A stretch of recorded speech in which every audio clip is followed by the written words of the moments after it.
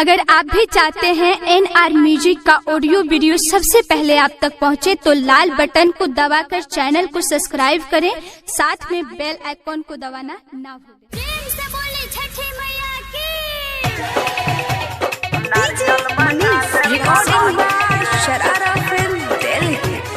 छठी के परब में करू न तंग हम छी परेशान बदमाशी से। छठी के परब में करू न तंग हम छी परेशान बदमाशी से। सैया ड्राइवर सुनबो न बात जा तो हम नारियल मंगा लेब खलासी से।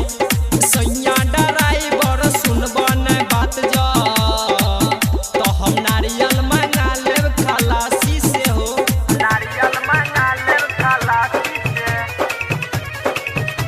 खलासी से। डीजे मनीष रक्सौल नारियल मंगा लेब खलासी से। नारियल मंगा लेब खलासी से।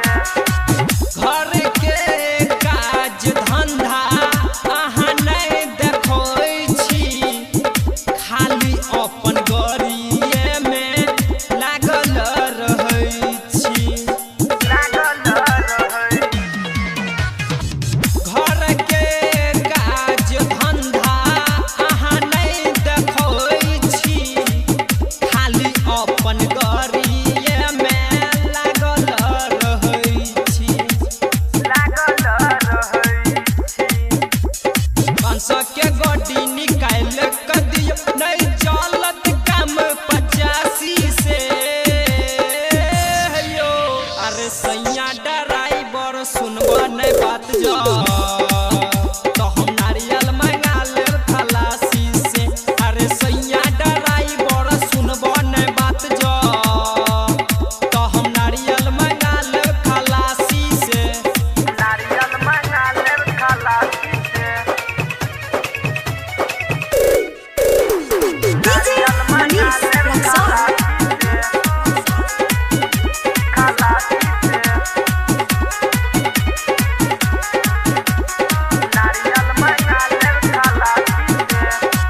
छठी माई के पूजा एहि बेर करबै जरूर यो। देवर अभिमन्यु लऽ कऽ अयलै आटा गुड़ यो। छठी माई के पूजा एहि बेर करबै जरूर यो। गणेश संजीव पायलै लऽ के आटा गुड़ यो। संदीप दुरुस जी मानू न बात हम करब छठ सन्यासी से। सैया ड्राइवर सुनबो न बात जा